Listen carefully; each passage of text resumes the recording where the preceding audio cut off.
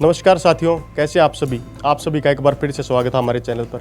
आज इस वीडियो के माध्यम से गांव जसोर खेड़ी से सरपंच पद उम्मीदवार पूजा वाइफ ऑफ विजय कुमार चुनाव लड़ रही हैं और इनका चुनाव चिन्ह गिलास है। तो आइए इनसे खास बातचीत करते हैं और पूछते हैं चुनाव को लेकर इनकी क्या राय है। तो सबसे पहले आप ग्रामवासियों को क्या कहना चाहेंगे? सभी ग्रामवासियों को मेरा नमस्कार। तो आपने एक 10 अंकों का एक पत्र तैयार किया है, घोषणा पत्र। हम देखते हैं कि घोषणा पत्र काफ़ी जो उम्मीदवार है तैयार नहीं करते। तो इससे जुड़े हम आपसे कुछ सवाल पूछना चाहेंगे। पहला सवाल हमारा ये रहेगा, आपका क्या विजन है चुनाव लड़ने का? सर, हमारा जो विज़न है वो यही है कि हमारा जो युवा वर्ग है, जो भी मैंने अपने बड़ों से सुना है और पता चला है, उससे मैं यही चाहती हूँ कि जो हमारा युवा वर्ग है उसमें वो नशे की तरफ ना जाकर आगे धर्म के रास्ते पे और आगे उसका चरित्र निर्माण हो। हम उस कार्य को आगे बढ़ाना चाहते हैं। बस इसी सोच को लेकर मैंने चुनाव के लिए अपना नामांकित किया है। हमारा एक सवाल और रहता है आपसे कि जैसे जो महिला उम्मीदवार होती हैं, हम देखते हैं ज़्यादातर जो इंटरव्यू होते हैं उनमें उनके पति होते हैं या जो प्रतिनिधि होते हैं वे इंटरव्यू में भाग लेती हैं। खुद महिला उम्मीदवार भाग नहीं लेती। आप खुद महिला होकर एक इंटरव्यू देने आई हैं, उसके पीछे क्या कारण? सर, ये जो चुनाव किया है, चुनाव लड़ने का जो डिसीज़न लिया है वो मैंने खुद लिया है। तो जो भी मैं फैसले चाहती हूँ अपने गांव की भलाई के लिए और जो भी मेरे विचार हैं वो मैं अपने गांव वासियों के सामने खुद प्रकट करना चाहती हूँ। इसीलिए मैं आपके सामने आई हूँ। तो अब हम सवालों की शुरुआत करते हैं आपसे। सबसे पहला हमारा सवाल रहता है कि युवाओं के आज के समय में हम देखते हैं युवा नशे की ओर हैं, युवा बेरोजगार घूम रहे हैं। तो युवाओं को लेकर इन फ्यूचर आप सरपंच बन जाते हैं तो आप क्या करेंगे? हम तो यही चाहेंगे कि जो युवा वर्ग है हम उसे नशे के जो रास्ते पे वो चल रहा है उसको उस रास्ते से हटाकर धर्म के रास्ते पे चल सके। हम उसके लिए कैंपेन चलाएंगे, घर घर जाके ये सूचना देंगे और शराब के जो दुरुपयोग हैं या उससे जो अपने समाज में जो भी गलत चीज़ें हो रही हैं उसमें सुधार हो, उसके लिए अच्छी और बुरी दोनों उनको सूचना देंगे उसके बारे में। एक दूसरा सवाल हमारा आता है, लड़के और लड़कियां जो लाइब्रेरी के लिए गांव से बाहर जाते हैं और ऑनलाइन फार्म भरवाने के लिए कई दिन उन्हें लगातार शहर के चक्कर काटने पड़ते हैं। तो ऐसी कोई सुविधा आप गांव में ला सकते हैं? सर जी, हम यही चाहेंगे कि हम अपने गांव में कुछ ऐसी व्यवस्था या लाइब्रेरी की व्यवस्था कर सकें जिससे हमारे छात्र और छात्राओं को बाहर ना जाना पड़े और उनका समय का सदुपयोग हो। उन्हें गांव में ऐसी सुविधा मुहैया करा सके जिससे उनका समय बर्बाद ना हो। हमारा तीसरा सवाल रहता है कि गांव में जैसे जो सरकारी स्कूल है उनकी व्यवस्था को लेकर आप क्या करेंगे? जैसे उनकी बिल्डिंग भी जर्जर है, इन फ्यूचर पंचायत की ओर से काफ़ी पहले पंचायत आई, उन्होंने कोई खास काम नहीं किया, तो आप क्या करेंगे? जी, हम चाहेंगे कि हम अगर मैं सरपंच पद के उम्मीदवार पे हो जाती हूँ तो मैं यही चाहूँगी कि हम ऐसी कमेटी का गठन किया जाए जो इन सभी कार्यों को देखभाल कर सके और देख सके कि कहाँ पर कौन सी त्रुटि रह गई है, उसमें सुधार किया जा सके। तो और उसको हर महीने या फिर हर 2 महीने में उसका निरीक्षण किया जा सके और गांव में हर महीने में जब हम बैठक करवाएंगे तो उससे हमें पता भी चलेगा गांव में कौन सी परेशानियाँ आ रही हैं, तो उस पर हम काम कर सके। तो ये सभी की सहमति से हम ये कार्य करेंगे। हमारा चौथा सवाल आपसे है महिला सुरक्षा को लेकर। इन फ्यूचर जैसे महिलाएं अपने आप को कमज़ोर मानती हैं, आप एक महिला उम्मीदवार होते हुए महिलाओं के लिए क्या करेंगे? जी, हम यही चाहेंगे गांव में सेल्फ डिफेंस के कोचिंग हम प्रोवाइड करवा सके या उन्हें सुविधा ऐसी दिलवा सके कि वो सेल्फ डिफेंस खुद करना सीख सके और युवा वर्ग को भी योग और साधना के रास्ते पर अग्रसर कर सके। इसके लिए हम गांव में ही व्यवस्था करेंगे सभी को सम्मिलित करके। तो इससे अलग हमारा सवाल रहता है, जैसे गांव के अंदर हम देखते हैं कई बार जैसे कुत्तों को और बंदरों का काफ़ी आतंक मचा रहता है। हर घर में छत पर जाने से डरते हैं, खुद की छत पर, और गलियों में कुत्तों का काफ़ी आतंक। तो उनको लेकर क्या करेंगे? हम गांव में जो हो रहे सभी जो पशु हैं और जो आवारा बंदर है या फिर जो भी है उनको ऐसी व्यवस्था करवाएंगे कि वो गांव में ना आ सके, उनके अलग से व्यवस्था करवाएंगे क्योंकि गांव में इनकी वजह से बहुत से नुकसान होते हैं।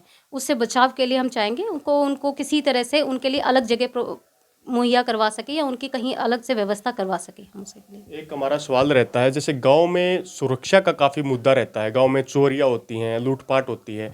यहाँ पर कई जगह पर जैसे पिछले दिनों गांव के काफ़ी लोग आसोदा चौकी में भी गए थे कि यहाँ पर हमारे गांव में किराएदारों को लेकर काफ़ी मुद्दे रहते हैं कि कुछ बगैर वेरिफिकेशन के अपराधी तौर के पर भी रह सकते हैं। तो इन फ्यूचर उनको लेकर क्या करेंगे आप? मैंने आपको जैसे पहले बताया कि हम ऐसी कमेटी का गठन करेंगे अपने गांव में, जो इन्हीं सभी चीज़ों पे निरीक्षण रख सके कि जो बाहर से आ रहे हैं उनको उनके बारे में जांच पड़ताल कर सके, वो हमारे गांव में किस उससे आ रहे हैं। क्योंकि आजकल आजकल इतनी ज़्यादा अपराध बढ़ गए ना, हमें किसी पे विश्वास नहीं है कि कौन किस उपलक्ष्य में आ रहा है यहाँ पर। तो हम उनके बारे में जांच पड़ताल करके ही उसको, कोशिश यही रहेगी कि हम उनके बारे में जांच पड़ताल करें और उन्हें फिर गांव के अंदर आने दिया जाए। तो एक हमारा सवाल रहता है, गलियों में कीचड़ की काफ़ी समस्या है। बस स्टैंड पर जैसे हम देखते हैं वहाँ पर किसी प्रकार के शौचालय की कोई व्यवस्था नहीं है। वहाँ पर किसी को शौचालय जाना हो तो खुले में ही जाना पड़ता है। उनको लेकर क्या करेंगे? गाँव की गलियों का निर्माण करवाएँगे, क्योंकि आजकल देखा गया है कि जैसी-जैसी बरसात मौसम आता है, सभी पता चल जाता है कि गलियों की क्या हालत है। हम उसकी व्यवस्था करवाएँगे, गलियों को देखेंगे कहाँ से टूट-फूट है, कहाँ से मरम्मत का कार्य है। वो ग्राम पंचायत की तरफ से कमेटी इस पर निरीक्षण करेगी और इस पे कार्य करवाएगी। तो एक रहता है, गांव में पीने के पानी की काफ़ी समस्या है और लगातार ग्रामीणों की डिमांड रहती है कि आरओ का कुछ ऐसा लगाया जाए जिससे ग्रामीणों को अच्छा पानी मिल सके पीने के लिए। उसको हम गाँव में, मैंने जैसे देखा है हमारे घर में भी जो पानी आता है, कई बार ऐसा पानी आता है जो जिससे पीने से हमें कई तरह की बीमारियां हो जाती हैं और कई बार पानी में बदबू भी आती है, गंदा पानी भी होता है। हम यही चाहेंगे कि जो हमारे यहाँ फ़िल्टर लगे हुए हैं या जो भी आरओ लगे हुए हैं, हम उनको साफ़ करवा सकें, उनके फ़िल्टर साफ़ करवाएं। हम आगे ऐसी सुविधा दे सकें कि गाँव में स्वच्छ पानी आ सके, जिससे लोगों के स्वास्थ्य पे उसका हानिकारक प्रभाव ना पड़े।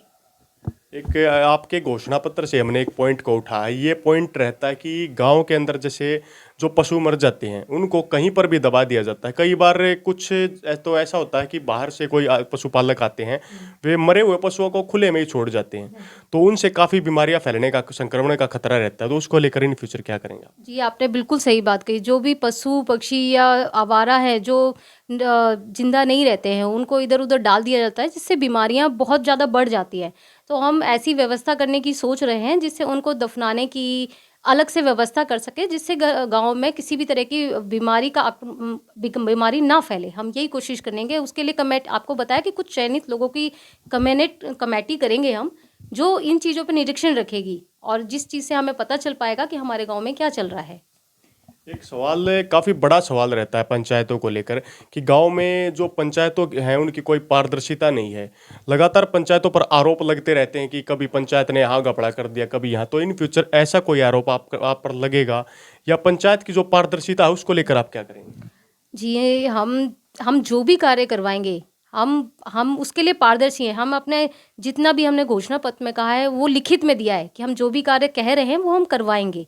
और जो भी आप कह रहे हैं कि जिस तरह के कार्य करवाएँगे, उनमें जो भी पैसा खर्च होगा, तो उसका पूरा ब्यौरा रखा जाएगा। उसके पूरे लिखित में सारी चीज़ें ली जाएँगी। उनके बिल, स्टैम्प पेपर, सारे पेपर फाइल बना के अलग से रखे जाएँगे, ताकि जब हमसे उस चीज़ के लिए सवाल पूछा जाए, तो हम उसके दिखा सकें कि हमने इसका सही सदुपयोग किया है इस पैसे का।